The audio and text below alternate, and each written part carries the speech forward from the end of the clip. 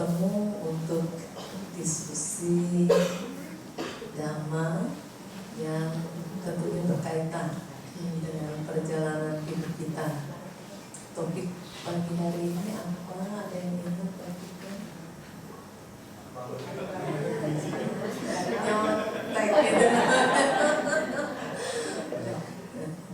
Membangun ketenangan dalam kebisingan, ya. Tadi kan nggak ada meditasi tadi, ya. Kalau pas ada meditasi itu pikiran bising, bising, ya. Jadi yang namanya bising bukan cuma urusan dari luar-luar, bukan. Di dalam juga bising, di dalam juga ramai banget. Nah sekarang kita bicara yang di luar dulu.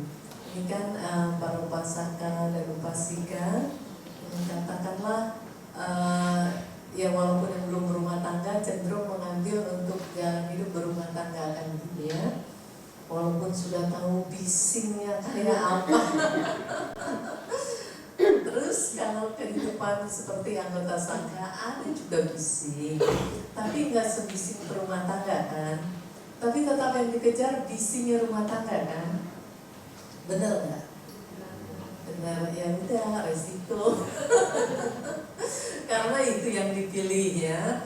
Nah sekarang bagaimana caranya di dalam kebisingan yang terus berlanjut ini harus membangun ketenangan. Jangan di luar bising, di dalam bising. Waduh, repot itu. Saya mau kasih contoh. Ada beberapa peserta meditasi. Kalau misalnya mendengar suara yang berisik, itu dia nggak bisa tidur. Bukan di jam-jam meditasi, maksudnya di jam tidur dia itu nggak bisa tidur. Ada salah satu peserta yang betul-betul dia merasa terusik sekali sampai dia nggak bisa tidur. Terus akhirnya dia pikir, oh kan mereka lagi happy. Suara-suara ini katakanlah suara musik atau apalah, ya. Katakan ada orang misalnya pesta kan ramai itu. Oh mereka lagi happy, udah biar mereka happy, saya turut berbahagia. Begitu si pikiran yang gak bising, di luar tetap bising, dia bisa tidur, dia bisa tenang. Jadi kembali lagi segala sesuatu dari dalam. Kalau di dalam bisa tenang, di luar seribut apapun, seheboh apapun, dia tenang aja gitu. Sudah, ini dengan suara yang musik-musik lah. Sekarang bukan suara yang musik, misalnya di siang hari ke apa, ketemu orang yang itu yang toksik, ya kan banyak yang toksik. Kalau ketemu yang toksik, aku ngegergetin gak tuh orang? Ngegergetin banget, ya. Di level-level tertentu, misalnya kekuatan si pendengar ini di level tertentu, itu bising, di pikirannya juga jadi bising. Tapi kalau kekuatan si pendengar ini udah levelnya naik, udah ngebangun ketenangan, itu yang toksik di luaran, dia cuma ngapain kan enggak? Cuma mesem. Ini yang lagi toksik, lagi rame, mau bikin si pendengar ini memang marah kayak tersinggung, kesel gitu ya, geram gitu. Si pendengar lihat aja, senyum aja gitu. Nah itu levelnya udah beda, nggak sama main toksik, ya. Kalau misalnya yang lagi ngomong itu, yang si toksik ini lagi ngomong, terus di sini juga jadi membara, nah itu selevel, iya. Jadi kalau ada yang toksik, misalnya udah nggak level, gitu, kan keren ya, udah nggak level, gitu. Biarin aja yang toksik. Kan kalau toksik di apa-apain gitu, maksudnya dibales ke atau bagaimana, itu dia tambah bising. Kayak misalnya nih orang lagi mukul drum ramai banget, kita minta dia berhenti, kita pukulin drumnya, berhenti, jadi tambah rame. Yang mukul dari satu jadi dua, ya jadi tambah rame. Nah sekarang upasaka-upasika di rumah juga bising kan? Di rumah bising nggak di rumah? Sekarang bicara suara dulu, bukan bising di dalam batinnya nih. Di rumah bising nggak? Ya, ada yang enggak, ada yang bising gitu kan, ya. Sekarang misalnya begini, ada seorang ibu ini lagi di rumah, lagi repot banget. Terus anak-anaknya ya berlarian lah, bercanda lah, bertengkar kan begitu ya. Kita juga lagi kecil gitu kan, main sama saudara bercanda, akhirnya kadang bertengkar juga. Udah beres bertengkar, ketawa lagi, main lagi gitu kan. Nah si mamanya ini puyeng banget gitu, supaya anaknya itu nggak bising, berhenti berisiknya. Yang dilakukan mamanya kan ngomong lebih kencang lagi, bener nggak? Diam, jangan berisik gitu kan, teriak-teriak kan mamanya. Terus anaknya berhenti, mama kok yang ngomongnya lebih kencang. Ya, bener kan? Jadi supaya katanya yang bisingnya berhenti, ngomongnya jadinya lebih kencang. Akhirnya lebih bising daripada yang bising, gitu ya. Nah kemudian kita kembali lagi bicara yang toksik. Yang toksik itu memang sangat nggak enak lah mendengar dari mereka itu. Nah supaya yang toksik yang berhenti, yang ngedengar bisa lebih toksik lagi. Ya, dari yang bicara yang pertama nih, supaya tuh yang toksik itu ngerem, berhenti, takut, diem gitu. Nah yang ngedengar ngeluarin toksik yang lebih gede lagi. Kayak ini lagi ngeluarin racun, ini mesti kasih racun yang lebih gede lagi baru dia bisa diem gitu. Ya itu mati semua. Ya. Maaf, di kehidupan rumah tangga juga kalau bising diladeni sama bising lagi, banyak nggak yang bubar barisan? Banyak yang bubar barisan ya.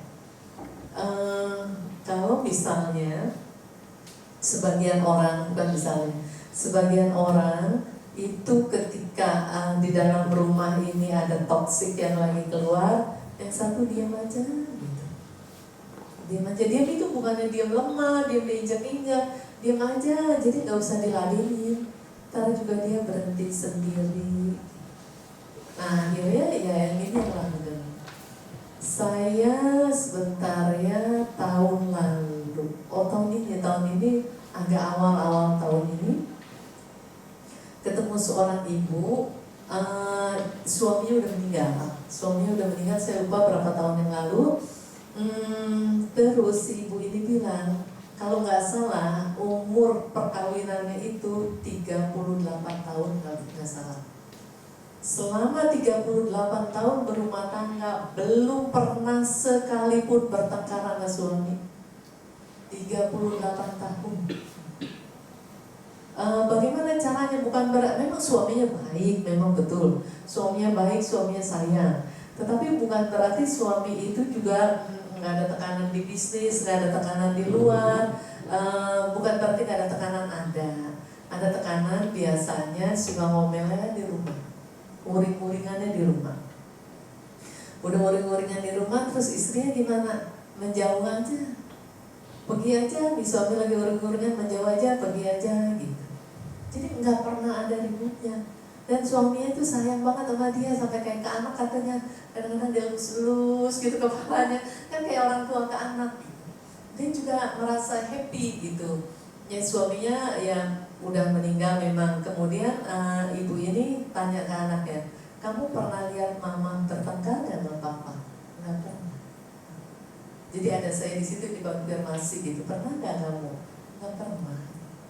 Ya jadi demikian. Kemudian bagaimana kalau pasangannya ini toksik banget, cari salahnya supaya bisa menjawab dengan apa tuh namanya yang kayak skakmat gitu.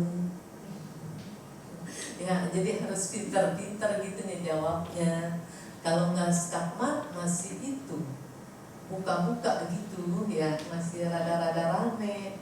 Jadi untuk membangun ketenangan di dalam kebisingan yang di luar, pertama bukan urusan yang di luarnya. Pertama bagaimana bisa membangun ketenangan ini di dalam batin. Bagaimana batinnya supaya nggak bising gitu. Misalnya pasangannya lagi yang ngomel-ngomel dah, umpama atau lagi komplain, bagaimana tetap bisa menjaga ketenangan, bisa menjaga diam dulu. Nah nanti udah waktunya tepat, suasananya bagus, ngomong Bukan berarti diam, diapa-apain, diinjak-injak, dikata-katain, dibully, diam aja. Itu namanya gak pinter. Ya, kalau gitu gak boleh. Tetap nanti bersuara bila saatnya tiba. Dan masing-masing baik suami maupun istri ini masing-masing mesti ada wibawa. Kalau nggak ada wibawa, ya sudah, yang satu bikin karma buruk terus, yang satu kena imbasnya terus. Dan jangan pernah berpikir ini hutang karma. Karena dia suka berpikir, misalnya punya pasangannya nih toksik banget, ya udah ini hutang karma, saya bayar dah gitu. Sebentar ya, yang namanya karma itu memang hukum utang piutang. Hukum utang piutang bukan kalau karma. Hukum apa ya? Nah, hukum karma adalah hukum sebab dan akibat, bukan hukum hutang piutang. Sebentar, ini menyangkut kadang-kadang orang yang bilang, oh ini udah hutang karma gitu ya. Sebentar, misalnya si A punya utang ke si B, berarti si A dong yang harus bayar ke si B kan. Nah sekarang misalnya begini, si A-nya nggak bayar, si A-nya nih nggak bayar nih ya. Terus apakah si B harus menjadi penagih yang kejam ke si A suatu saat nanti ketika ketemu lagi dalam satu kelahiran?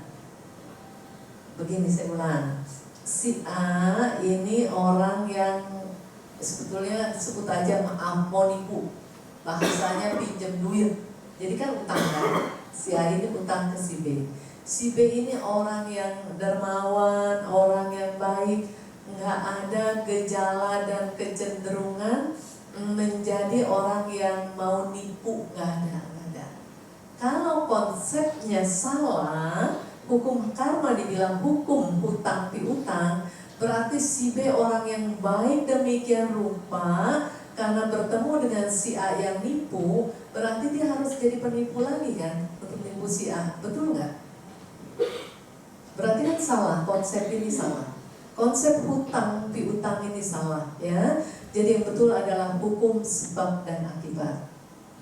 Kalau hukum sebab dan akibat, misalnya si A nipu si B, kan si A nipu si B, tapi si B katakanlah dari perjalanan hidup yang sekarang dan seterusnya baik terus. Si B nggak bakalan tuh nipu si A, nipu siapapun enggak. Lalu si A siapa yang nipu? Ya orang lain lah yang punya kecenderungan buruk. Pas si A ini karma tipuannya ini berbuah nih, karma buruknya berbuah, dia ketemu dengan orang-orang yang mau nipu.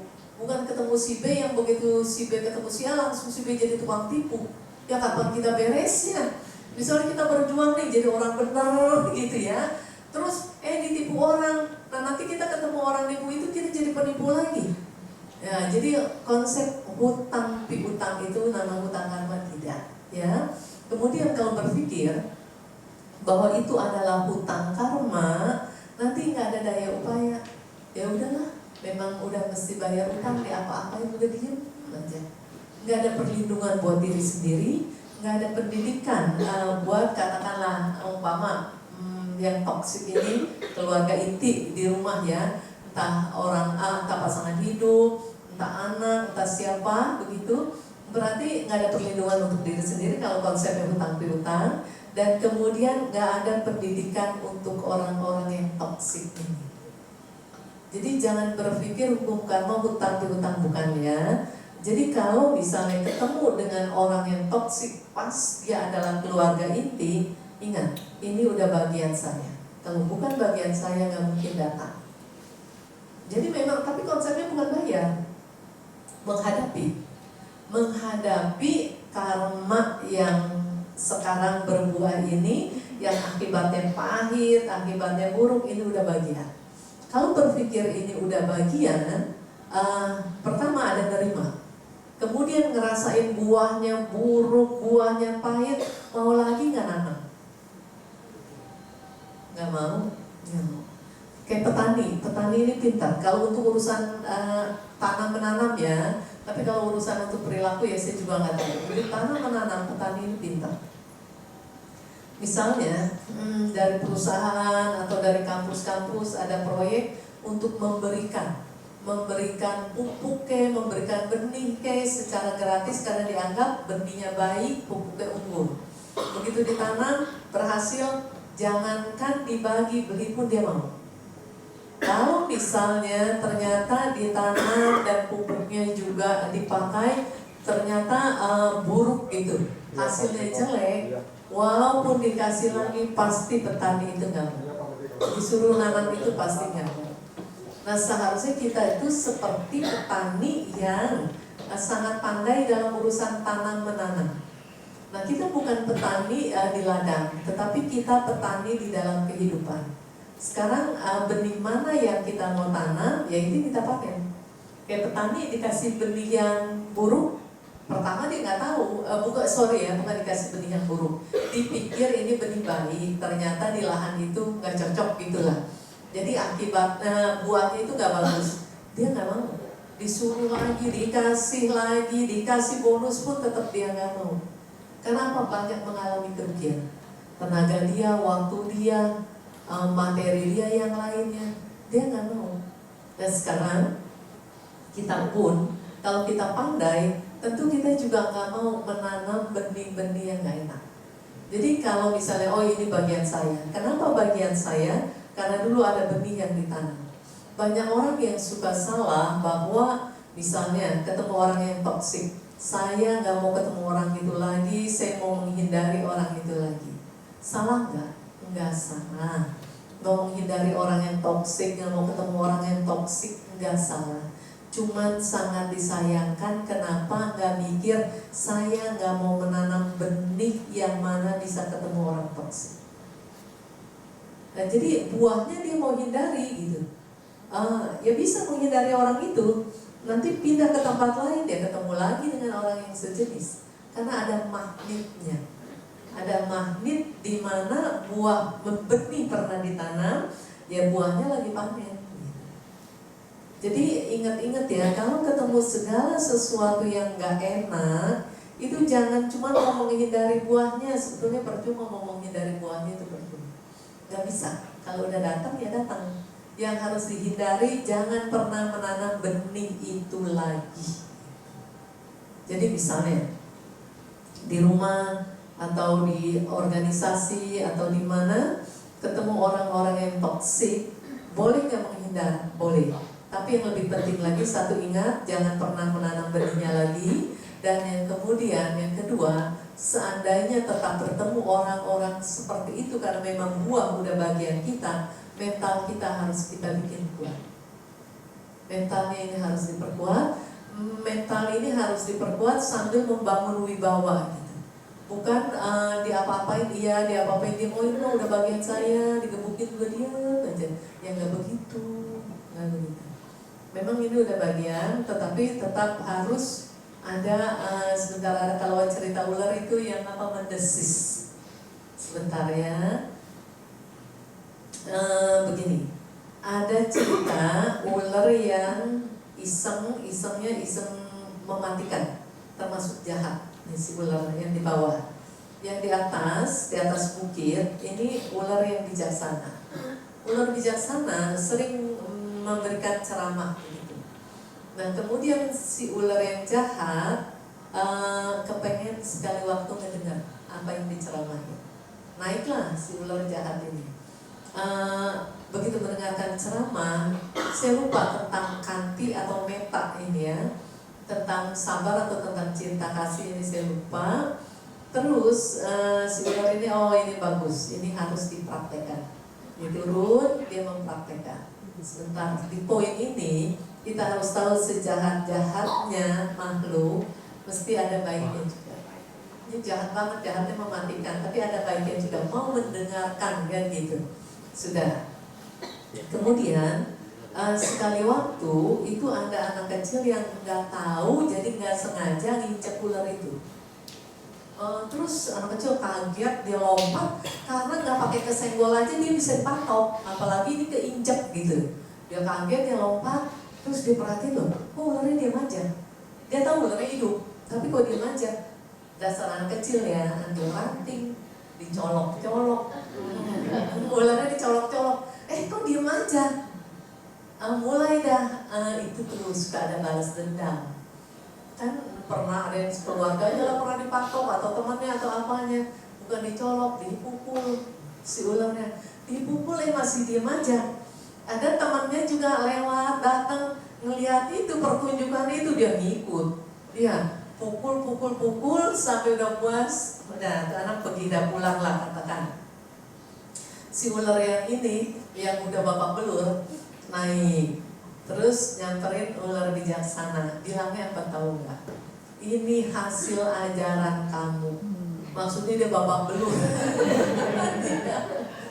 Terus diceritain dah ya sama si ular yang babak belur. Kata ular bijaksana, saya mengajarkan kamu itu tentang kanti atau meta ya serupa. Tapi saya tidak melarang kamu mendesis. Coba kalau begitu mau dicolok si ular mendesis, si anaknya jadi nyolok-nyolok nggak? Apalagi mukul, nggak bakalan berani.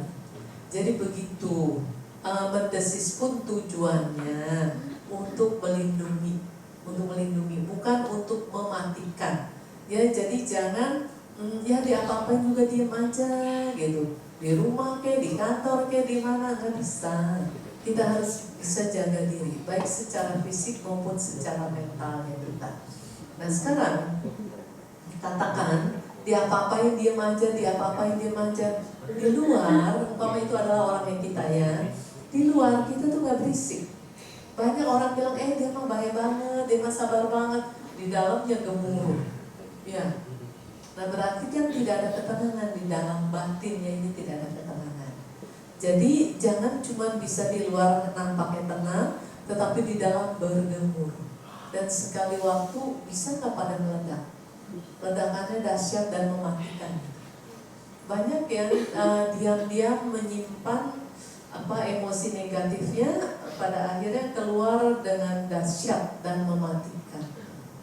Kalau dengan akhirnya demikian, pertama dalam proses ketika katakanlah dibully, ketika dalam proses dibully dia menderita, diam nampaknya biasa, tetapi di dalam diam itu penuh dengan penderitaan. Saking gak tahannya menderita, akhirnya ada niatan untuk melakukan sesuatu yang buruk kan. Jadi udah menderita, di dalam penderitaan menanam benih lagi yang buruk, tentu akan berbuah lagi kan. Kapan selesainya penderitaan? Kita diajarkan untuk keluar dari penderitaan, bukan berkubang dan menggali lubang yang lebih dalam lagi di dalam derita. Kita harus keluar dengan cara yang elegan lah gitu. Bukan dengan cara yang yang terhina lah, dengan cara yang memalukan lah gitu, bukan.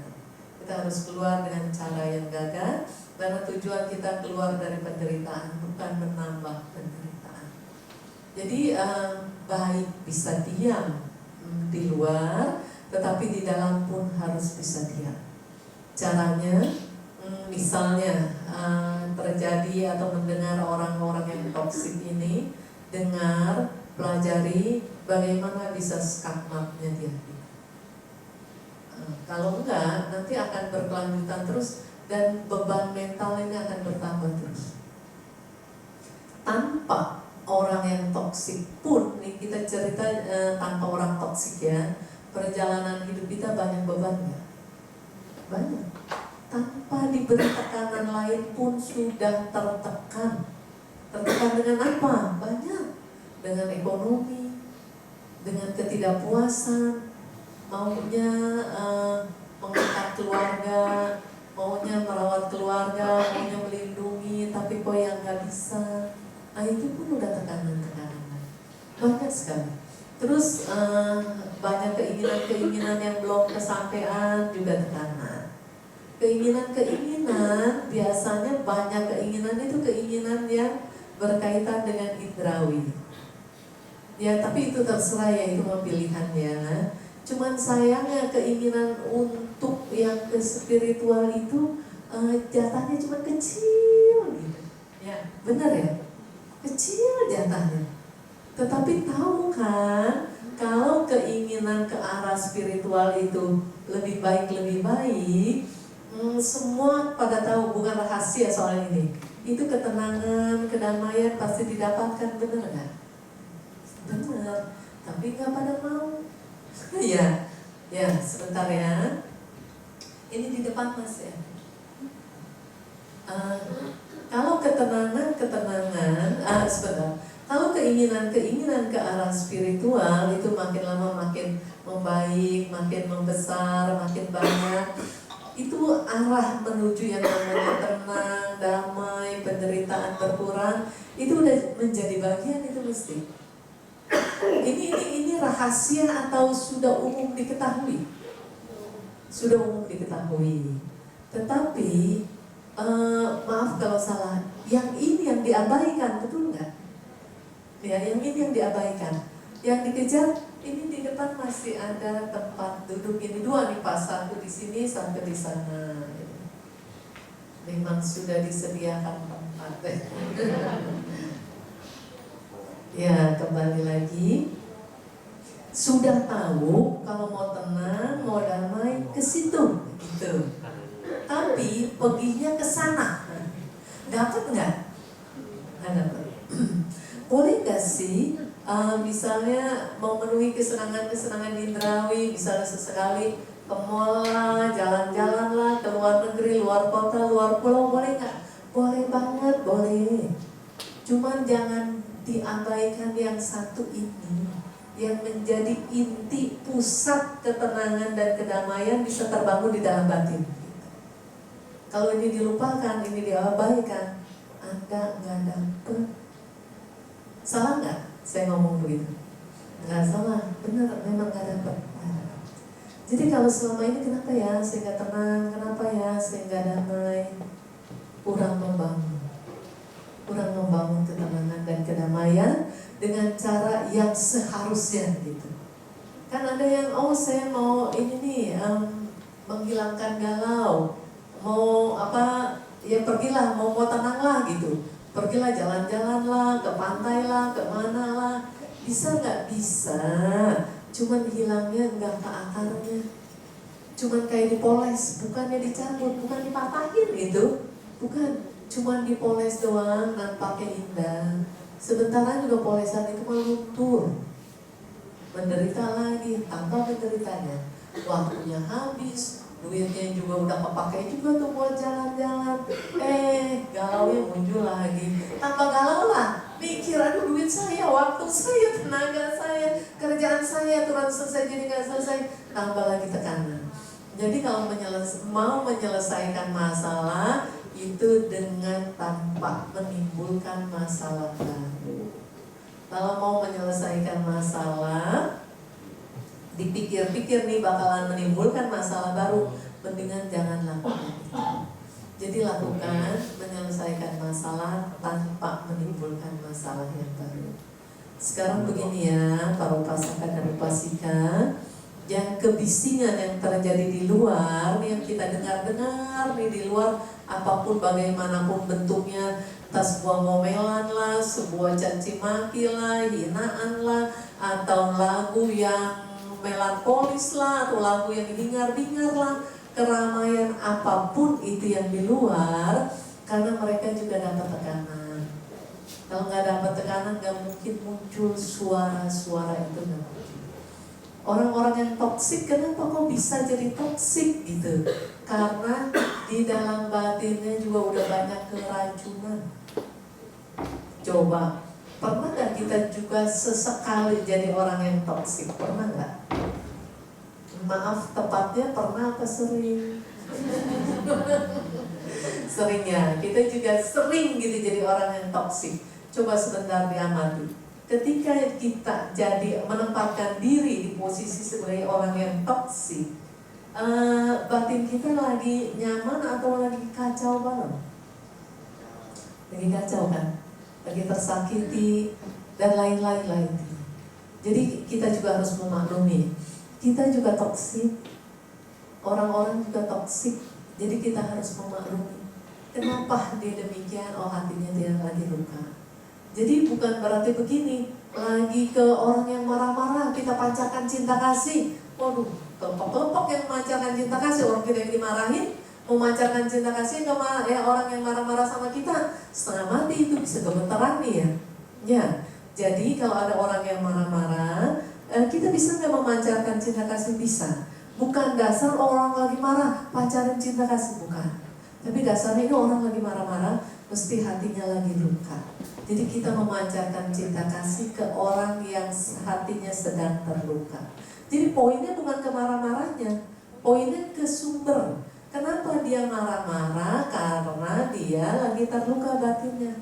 Jadi misalnya dalam diam, ya kita pancarin cinta kasih, ini orang lagi terluka, ini lagi ngamuk gitu. Jadi bukan kemasukan setan gitu. Ya setan gak sempat masuk. Ya dia juga banyak urusannya kan gitu ya. Jangan masuk ke orang. Pasti pernah lah baca Tirung Kuda Sutta kan. Kalau acara Patidana kan mereka apa tuh ada di luar, di luarnya, terus dekat kusen gitu nyender ya, nyender di kusen apa. Dia pulang ke rumahnya sendiri. Dia pulang ke rumahnya sendiri nggak bisa masuk, cuma nyender doang itu. Terus orang-orang lagi pesta di dalam nggak ada yang ingat. Ya. Padahal itu rumahnya, mungkin rumah yang dia bangun. Jadi ini poin ini, kenapa saya ungkapkan, saya mau kasih tahu.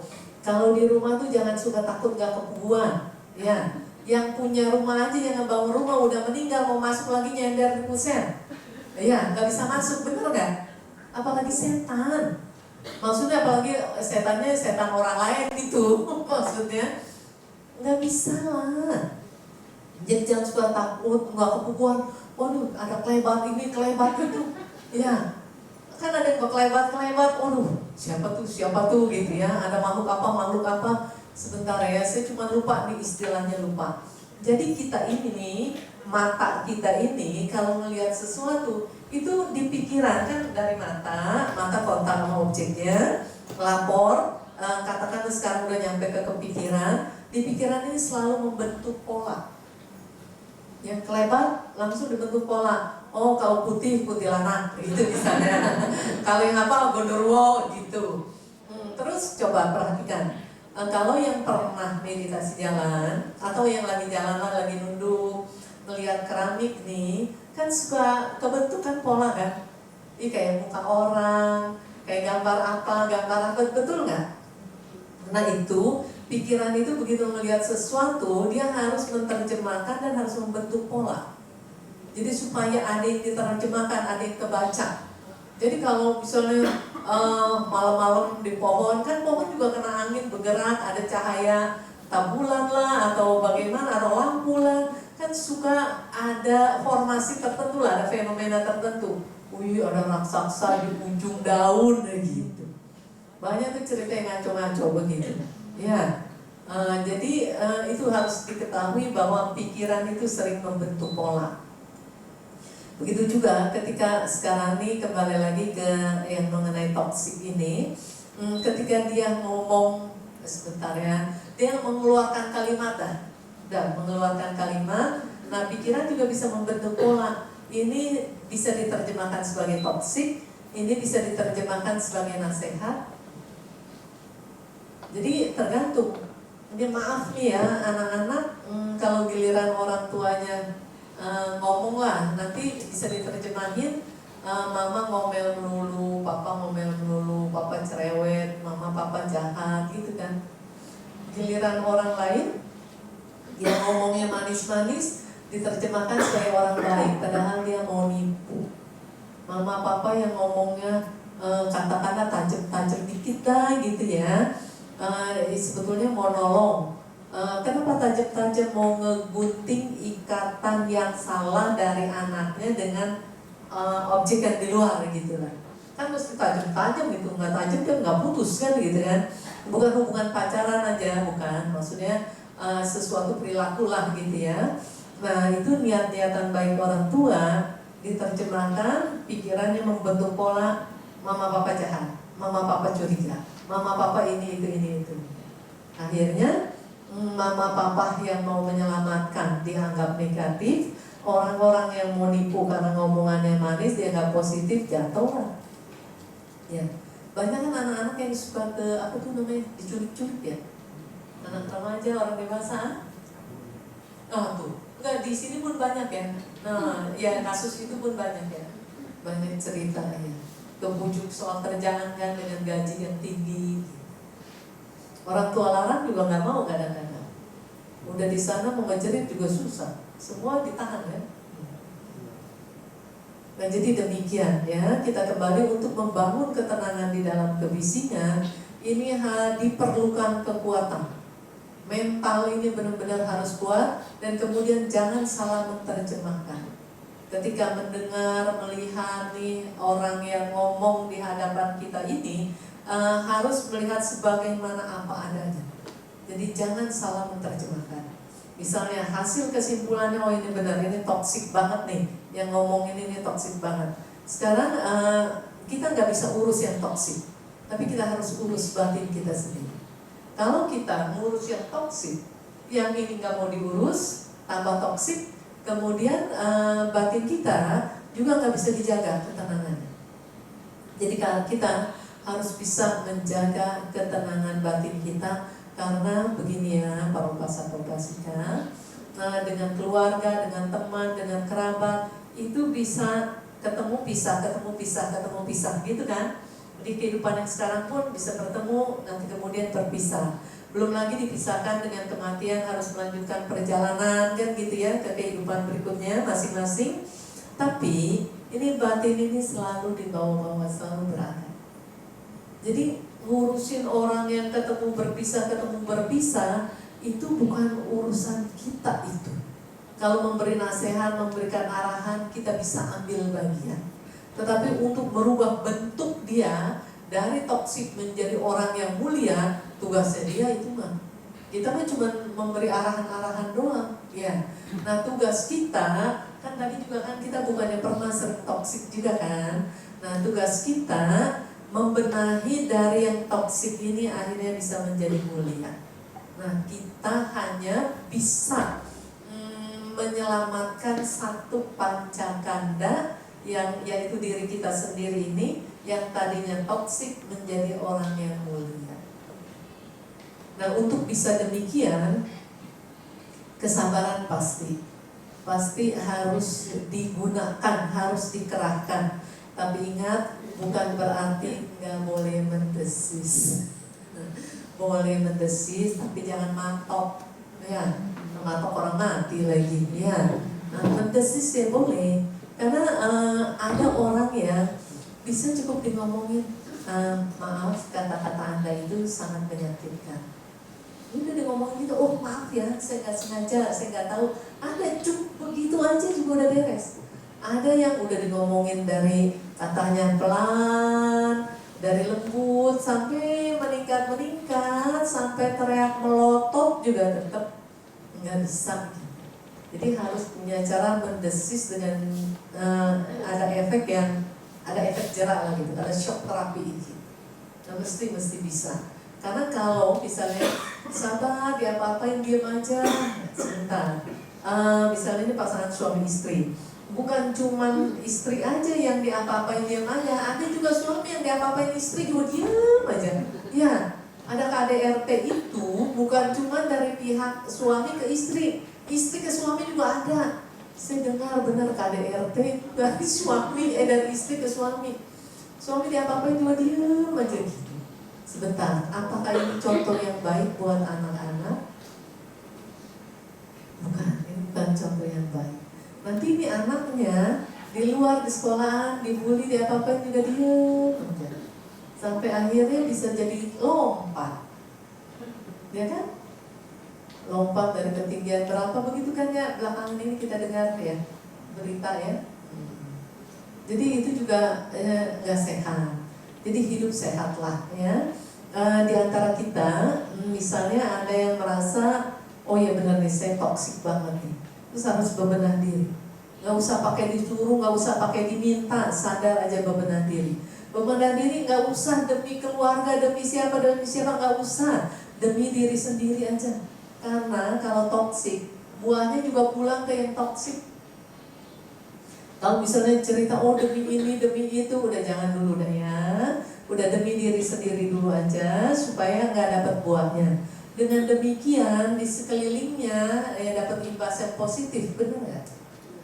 Jadi apa yang kita pelajari dari yang Buddha ajarkan itu simple, simple tapi cun gitu. Simple banget, benar-benar simple, nggak ribet. Kemarin siapa nih yang ikut meditasi lagi? Sebentar. Jadi biasanya sebelum meditasi saya bikin kesepakatan mengenai pemahaman. Kayak kemarin nih, bener nggak yang namanya meditasi ini mudah? Ya, jadi saya beberin dulu alasannya kenapa meditasi ini mudah. Bagaimana nggak mudah coba? Ya, kita bicaranya meditasi duduk ya. Duduk aja, nih ibu-ibu, bapak-bapak duduk aja ya. Terus badannya cuma dikasih tegak doang, dan badannya tegak. Kan nafas nih, memang nafas kan berlangsung terus tuh. Tuh ada nafas tuh, lagi masuk, lagi keluar, cuma disadarin doang.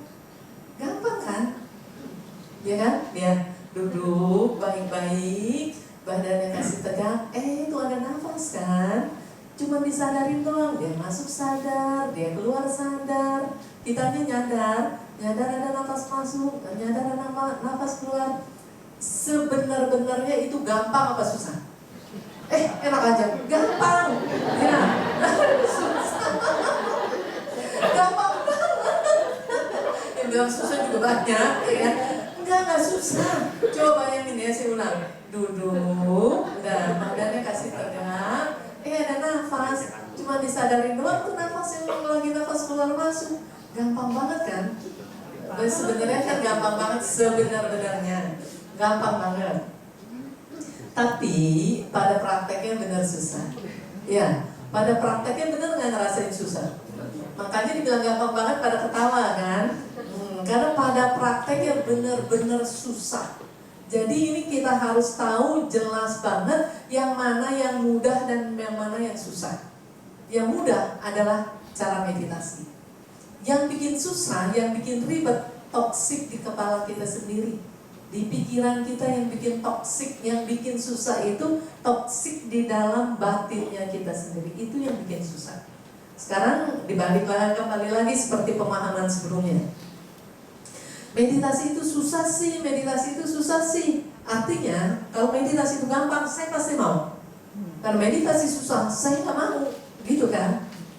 Nah, sekarang kita buka nih tabir yang salah itu. Sekarang kita buka. Sesungguhnya meditasinya itu gampang banget sebenarnya. Pada prakteknya susah banget. Benar. Pada prakteknya susah banget. Yang bikin susah apa? Ini. Di dalam batin kita banyak yang berkecamuk dan bikin susah. Sekarang kita pegang pemahaman yang benar.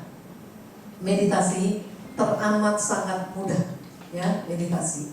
Yang teramat sangat sulit adalah segala sesuatu yang berkecamuk di dalam batin. Karena ini yang sulit, maka ini yang harus dibenahi. Mau nggak mau meditasi mesti. Ya, tapi kalau dibilang meditasi ini susah, siapa mau? Susah banget, ya. Tapi kalau kita pikir meditasi ini mudah, pekerjaan segitu mudahnya, kita nggak bisa mengerjakan, mesti ada sesuatu yang salah di dalam batin kita. Mau nggak kita bebenah? Karena yang salah di dalam batin bukan cara meditasinya yang salah, bukan cara meditasi yang susah, bukan. Yang salah dan yang susah berisiknya ini pikiran kita, batin kita ini berisik banget. Nah, karena kita paham bahwa ini yang berisik, jadi ngerti ini yang mesti dibenahi. Jadi kan kita mau dong.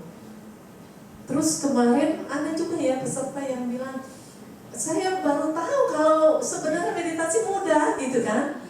Makanya sekarang jadi tambah minat buat meditasi, termotivasi untuk meditasi. Ya betul kan, ya ada beberapa kan. Karena ternyata yang benar itu meditasi itu mudah, yang susah itu diri sendiri.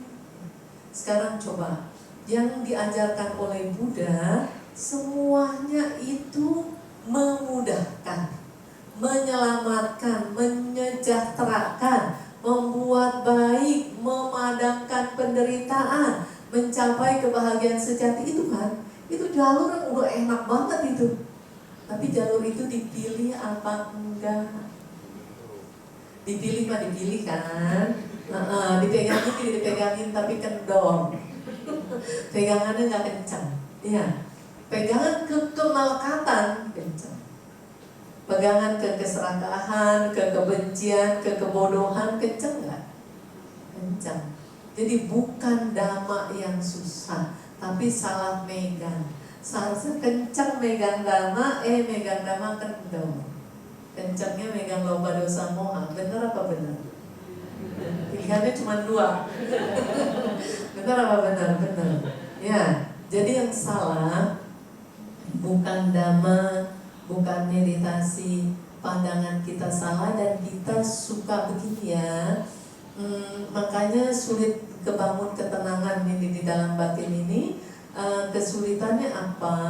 Karena kita kalau ada sesuatu yang kita nggak mau lakukan, bukannya nggak mampu, nggak mau lakukan karena itu nggak menyenangkan, kita menyalahkan. Dhamma susah sih, meditasi susah sih, sabar susah sih. Apa aja giliran yang benar dibilangnya susah. Nah ini kena nih, sekarang nih kena pasal nih ya. Giliran yang benar-benar dibilang susah, yang salah-salah dibilang gampang. Ada di Udana, kalau nggak salah bab 6 ayat 3. Tepatnya saya lupa ya, maaf ya. Maaf kalau salah. Jadi di sana tertulis bahwa begini makna yang tersiratnya. Bagi orang yang terbiasa melakukan perbuatan salah, ketika melakukan kesalahan gampang banget. Bagi orang yang terbiasa melakukan perbuatan baik, untuk melakukan kebaikan gampang banget. Jadi kita bisa lihat nih kebiasaan kita. Kalau untuk praktek yang meditasi, praktek apa yang Buddha ajarkan ini terasa susah, artinya kita gampang di dalam melakukan perbuatan salah.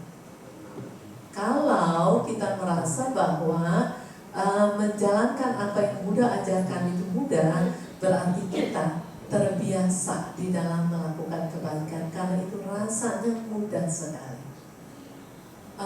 Jadi setelah ini kita kan mesti ngukur dong, ngukur ngecek sendiri gitu ya. Ini kita nih di posisi yang mana ini? Di posisi yang susah melakukan perbuatan salah dan mudah melakukan perbuatan baik, atau susah melakukan perbuatan baik dan mudah melakukan perbuatan salah. Kita mesti ngukur. Kemudian jawaban udah ada. Seandainya jawabannya ini susah melakukan perbuatan baik, mudah melakukan perbuatan salah, kita ingat ini ujungnya apa ya? Nah, kalau melakukan ini terus, ini penghujungnya ini di akhir kehidupan akan jatuh kemana kita ini? Udah, itu di penghujung. Sekarang dalam proses perjalanan, ini kira-kira akan yang dirasakan ini apa? Apa yang akan didapat? Kita tahulah jawabannya, orang kita ngerasain kok. Iya. Nah, jadi kalau ini mau berlanjut terus, lakukan. Kalau ini tujuan akhir yang mengerikan itu nggak mau, bukan menjadi tujuan, dan perjalanan yang tidak menyenangkan juga bukan menjadi pilihan, pindah haluan, pindah barisan, pindah antrian. Upasaka-upasika sekalian, begini ya, kan kita ini datang dari arah yang berbeda, pulang juga ke arah yang berbeda, tetapi ada arah yang sama. Walaupun fisiknya nyebar ke berbagai arah, tetapi untuk batinnya bisa ada di antrian. Kan ujung-ujungnya kan harus pindah alam ya, harus melanjutkan, bukan pindah alam, harus melanjutkan perjalanan gitu. Kenapa saya ralat, bukan pindah alam? Kan bisa aja balik lagi ke alam manusia. Ya, jadi nggak selalu pindah alam. Jadi melanjutkan perjalanan. Sekarang dengan perilaku sekarang yang kita ketahui kurang lebihnya, kira-kira kita ada di antrian bakalan masuk ke alam mana? Antrian ke alam manusia kan? Ke alam dewa? Atau ke alam-alam menderita? Kita sendiri yang tahu lah. Pikiran kita yang tahu, ya. Ucapan-ucapan kita yang tahu, tindakan jasmani juga kita tahu. Masih tahu artinya masih punya kebijaksanaan. Kalau orang yang udah nggak punya kebijaksanaan, nggak tahu sama sekali. perilaku dia salah aja dia petantang petenteng, dia yang bilang dia yang benar, orang benar dia tuding-tuding salah. Ya. Jadi kalau kita masih tahu, oh ya ini saya salah, saya buruk, itu artinya masih memiliki kebijaksanaan. Tapi kalau udah nggak tahu sama sekali, hancur itu, betul-betul hancur. Yang salah dianggap benar, yang benar dianggap salah. Dan dia yang keliru, dia merasa raja di raja yang paling benar. Nah itu bahaya. Jadi jangan sampai kita tidak tahu kalau kita sedang melakukan atau sedang antri di jalur yang salah. Ibu bapak dan saudara-saudara sekalian, kira-kira sebentar ya, berdasarkan sutak di ujung kuku, debu yang ada di ujung kuku itu diumpamakan jumlah makhluk yang lahir di alam manusia plus alam dewa. Debu di bumi ini itu ibaratnya makhluk yang ada di alam menderita. Jadi walaupun antrian ke alam menderita itu ramai berbondong-bondong, mendingan jangan dipilih. Karena ujungnya mengerikan. Walaupun antriannya ramai, temennya banyak orang-orang ngetop di situ, banyak orang-orang kaya juga di situ. Ya walaupun di situ banyak begitu antriannya berbondong-bondong banyak, jangan ikutan. Walaupun sepi, nah kan debu seujung kuku kan sepi ya, dibandingin debu sebumi ini sepi banget. Walaupun antrian sepi, bayarannya mahal, antri di situ. Mendingan antri di situ. Nah sekarang numpang nanya, kira-kira di antrian sepi apa di antrian yang berbondong-bondong gitu nih posisinya nih? Upasaka upasika numpang nanya saya. Ada di antrian manakah Anda? Ayo dia bingung jawabnya. Ya sepi ya. Kalau dipikir-pikir setelah dihitung-hitung nih, kayaknya ada di antrian sepi. Selamat, bersyukur. Membawa perjalanan hidup ini bisa ke antrian yang sepi, tapi berujung kebahagiaan. Kalau misalnya setelah dihitung, dibolak-balik, kalau ini bolak-balik dihitungnya, dibolak-balik, waduh tetap di antrian. Di antrian yang rame. Nah setelah hasil hitungannya ada di antrian yang rame, cepat-cepat ganti posisi. Ganti posisi dengan apa? Dengan perilaku lah. Jadi bisa keluar dari antrian yang rame itu dengan perilaku. Tadinya pandai melakukan perbuatan salah, sekarang pandai melakukan perbuatan baik. Jadi karena yang pandai melakukan perbuatan baik tidak diterima di antrian itu, pasti pindah posisi. Begitu juga yang pandai melakukan perbuatan salah, nggak bakalan bisa antri di tempat yang sepi, nggak bakalan, pasti mental lagi ke sana. Jadi untuk mengatasi kebisingan semua, ingat prioritaskan kondisi batin kita. Jangan sampai ada orang yang bising-bising begitu, yang toksik begitu, kemudian kita mengambil perilaku orang itu untuk mengotori batin. Sayang kan? Udah ketemu orang yang jahat begitu, dia lagi mengeluarkan kejahatannya, dicomotin tuh kotorannya, pindahin ke batin. Ya, maaf itu bodoh apa pintar? Terus yang sering dilakukan yang bodoh apa yang pintar? Yang sering dilakukan yang bodoh ya. Jangan bodoh lagi udah. Berhenti untuk bodoh. Berhenti. Karena kita harus sayang diri. Ingat jangan sampai salah ngantri. Ya. Itu mah lagi berbondong-bondong itu ya. Sekarang total makhluk yang alam menderita sama di alam manusia plus alam dewa kan perbandingannya jauh banget ya. Jauh banget. Jadi biar kata tuh tempat sepi itu nggak menakutkan. Ya, debu di ujung kuku ini jumlah makhluk 2 alam lagi, alam manusia plus alam dewa. Walaupun sepi itu tidak menakutkan, itu tidak bising. Nah, kan menekankan mau tenang kan? Itu tidak bising, itu damai, itu bahagia. Ayo antri di situ. Nah, untuk bisa antri di situ, ikuti apa yang Buddha ajarkan. Pasti masuk ke situ, dan setelah itu berproses lagi keluar dari samsara. penderitaan padamu. Jadi sekarang begini, mau sayang diri atau mau ngeladenin emosi? Wah, dia keterlaluan nih, tambah lagi. Nah, mau sayang diri apa mau ngeladenin emosi? Kalau mau ngeladenin emosi, antrian di tempat panjang.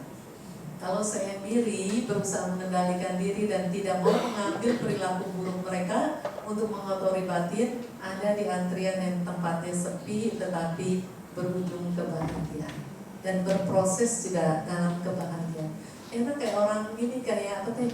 Kayak orang besar gitu, jalan-jalan tenang, suasananya bagus, pemandangannya indah. Itu kehidupan yang indah, bisa diambil. Yang walaupun belum ke neraka, bagai ke neraka juga bisa. Kan ada yang udah teriak, waduh hidup ini bagaikan di neraka kan begitu kan? Padahal masih di sini gitu ya.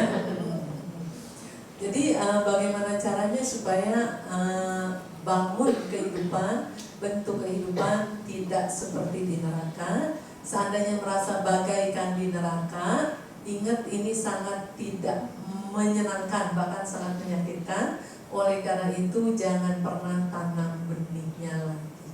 Ingat-ingat, jangan pernah tanam benihnya lagi. Menghindari orangnya boleh nggak? Boleh. Tetapi kalau tidak menghindari menanam benihnya, pasti ketemu terus. Sudah kayaknya ya. Karena saya dipesankan 10.15 katanya ada acara sangkada. Atau ada yang mau bertanya nggak nih? Masih 6 menit, di saya 6 menit. Di sana ketelatan kayaknya jamnya. Lambat 9 menit dan 10 menit. Kecepatan. Ketelatan ya? Telat. Ya, siapa yang mau bertanya silakan. Ya, silakan Pak. Nama saya ini, mungkin saya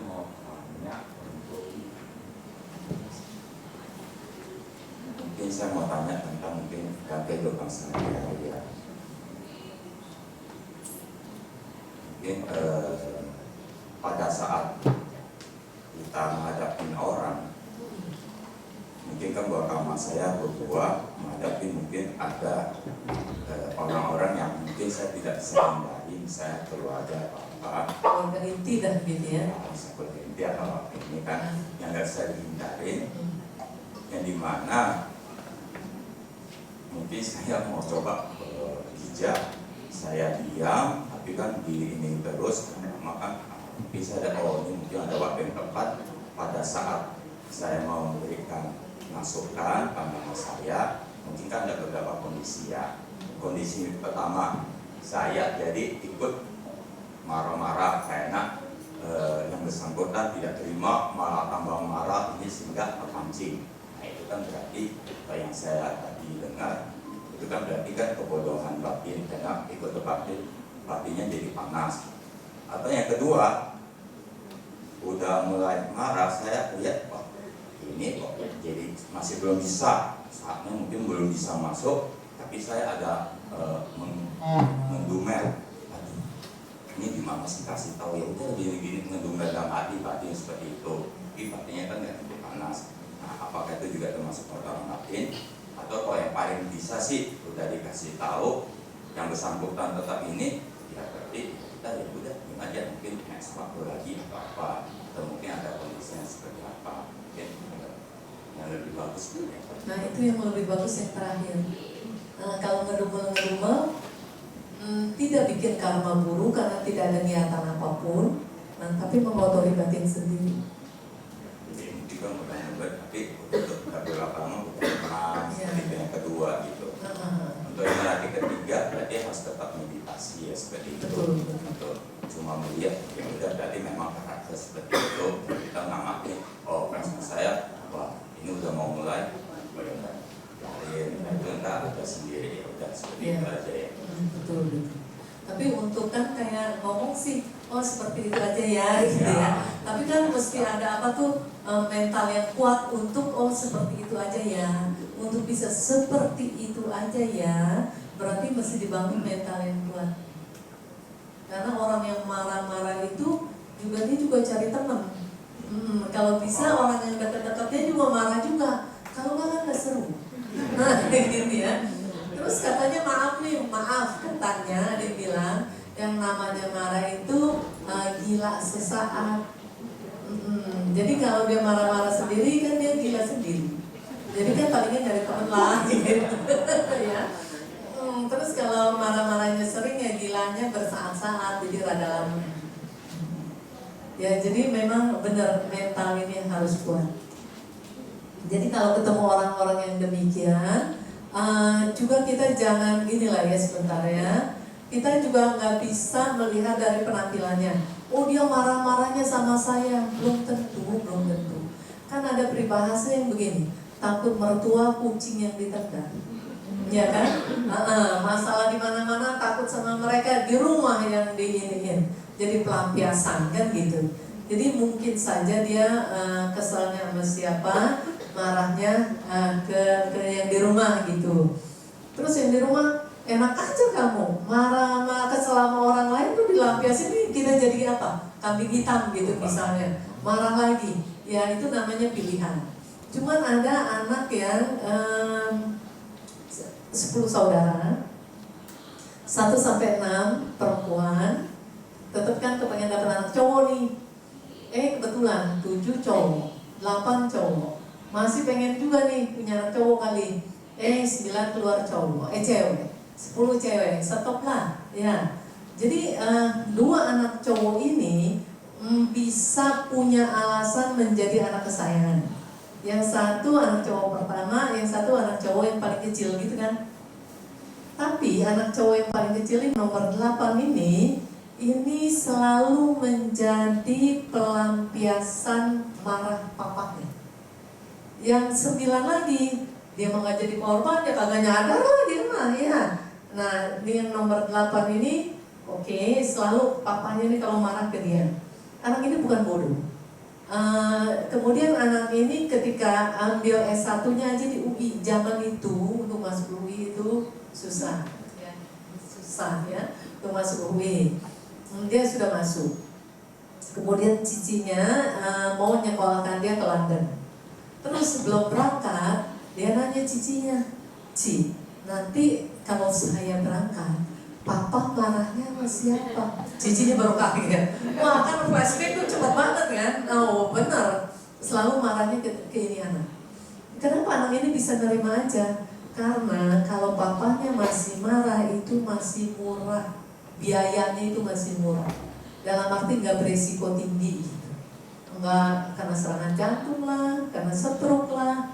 Jadi walaupun si papa ini tukang marah, tapi dia masih bisa lihat, masih bisa pegang, masih bisa dengar suaranya gitu. Jadi tergantung. Kalau mau ya sudah, biar papa itu emosinya nggak terpendam kan, jadi biarin dah keluar gitu. Jadi nggak nggak cepat kena serangan umpama. Atau mau enak aja kesel di mana-mana yang di rumah yang dimarahin, ya itu pilihan.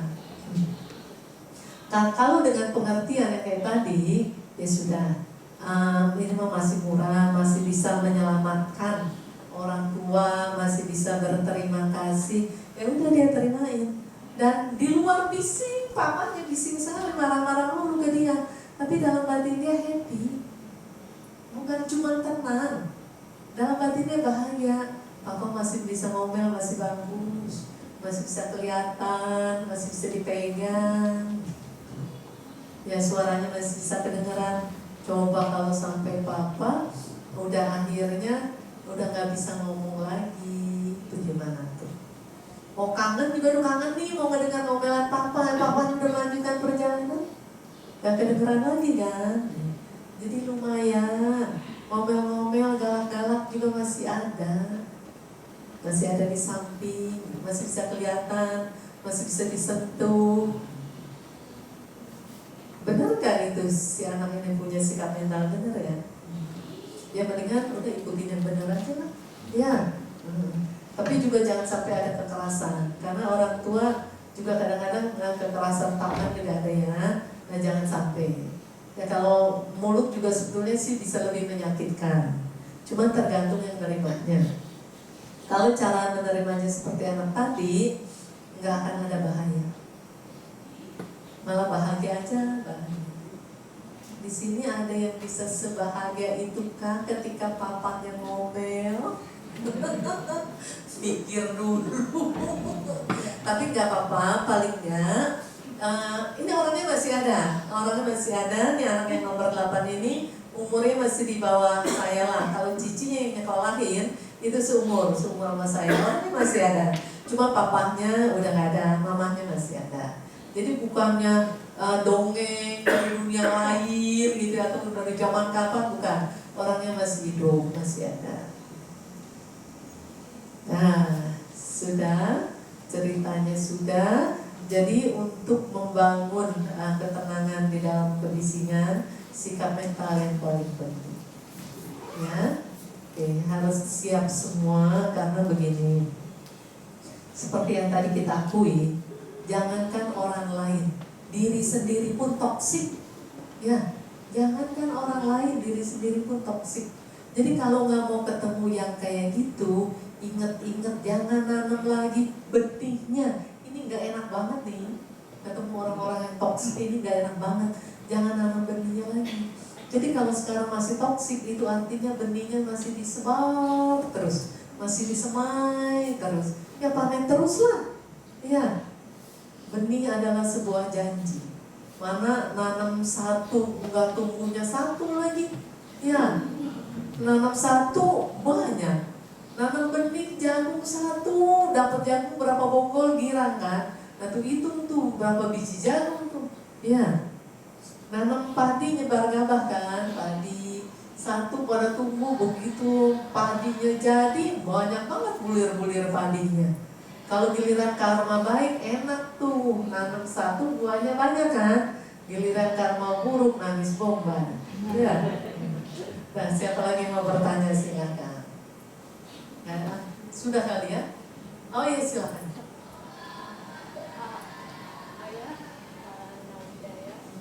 Iya. Mungkin saya mau mendetailkan tadi yang tentang bibit, Ayah. Kalau dari 12 faktor ketergantungan, Ayah, sampai mana kita baru menanam bibit lagi tadi kan karena kepikiran memang tidak terelakkan.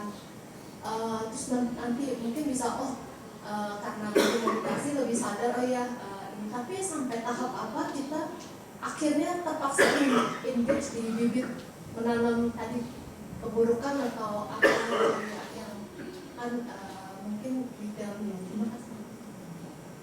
Terima kasih. Sebetulnya yang dimaksud itu kan Paticca Samuppada kan. Paticca Samuppada itu sangat simpel. Apa yang Buddha ajarkan mesti simpel semua, nggak rumit. Yang rumit mah cuma pikiran kita doang, ya. Oke, sekarang begini yang namanya Paticca Samuppada. Dengan adanya ini maka ada pula itu. Dengan munculnya ini maka muncul pula itu. Dengan tidak adanya ini maka itu tidak ada. Dengan lenyapnya ini maka lenyap pula itu.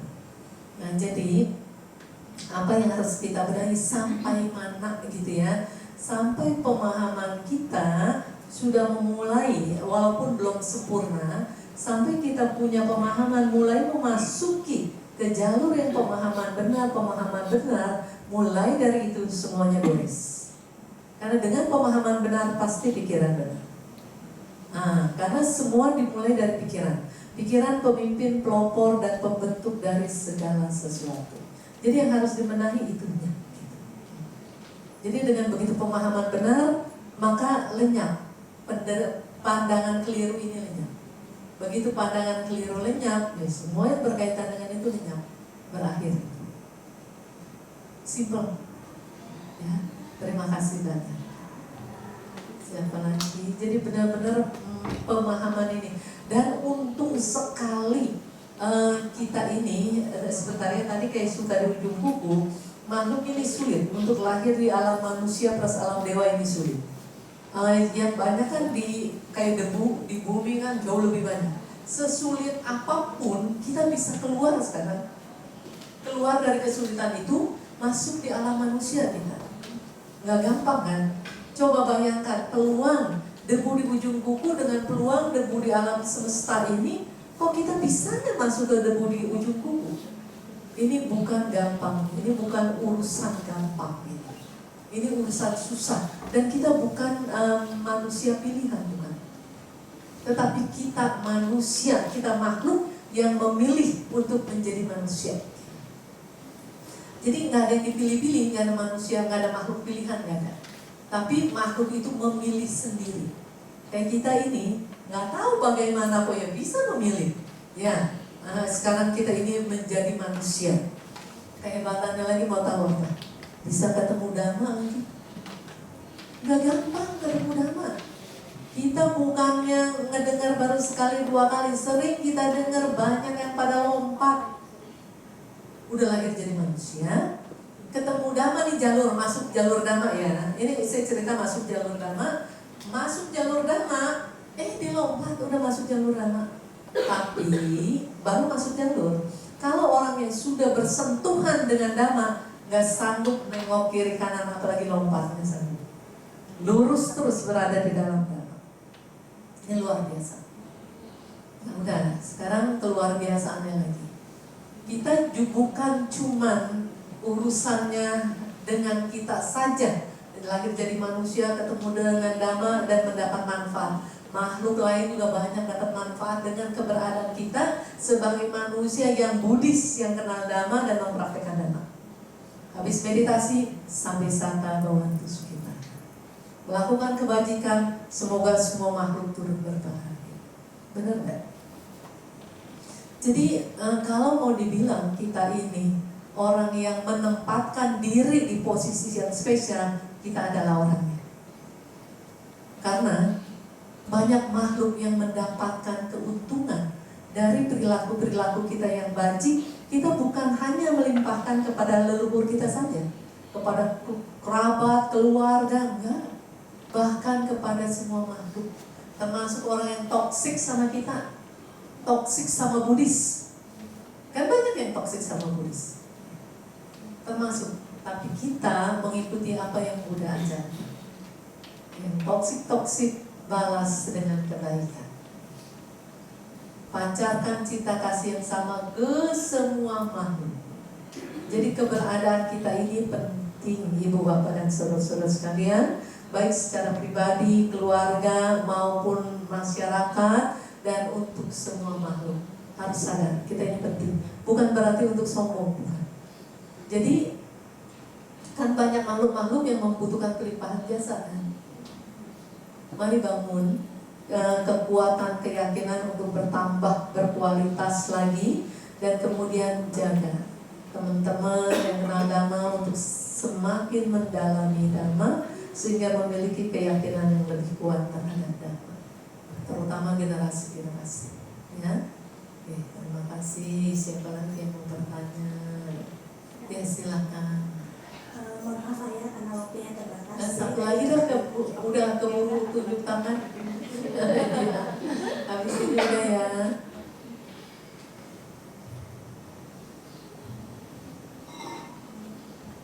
Ayah selamat pagi. Ya.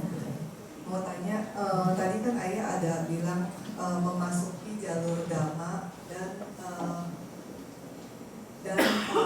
bersentuhan dengan Dhamma gitu. Jadi pertanyaan saya, memasuki jalur Dhamma sama sudah bersentuhan dengan Dhamma itu, aku nggak tahu gitu, maksudnya aku ada di tahap mana gitu. Jadi maksudnya apa ini gitu? Ya. Ini cerita gampangnya aja ya. Banyak di antara kita yang menjadi Buddhis pertamanya karena kelahiran. Lahir di keluarga Buddhis, ya jadilah Buddhis. Nah udah jalur Dhamma itu masuk. Tapi kita sekarang menjadi Buddhis bukan hanya kelahiran, tetapi juga karena keyakinan. Nah itu berarti sudah bersentuhan dengan Dhamma. Begitu muncul keyakinan yang kuat, bukan hanya berada di dalam jalurnya, tetapi sudah bersentuhan dengannya, bersentuhan dengan Dhamma. Nah sekarang ini kita orang tua. Kita pertama lahir karena keyakinan, karena keluarga kita. Lahir sebagai Buddhis karena keluarga.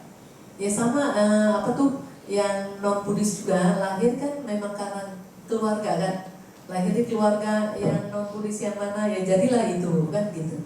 Nah setelah itu ya kita dan juga mereka belakangan ya karena keyakinan. Itu jawabannya ya. Terima kasih. Ya yakin juga karena belajar, karena praktek sehingga dapat hasil kan. Nah, maka tumbuh keyakinan.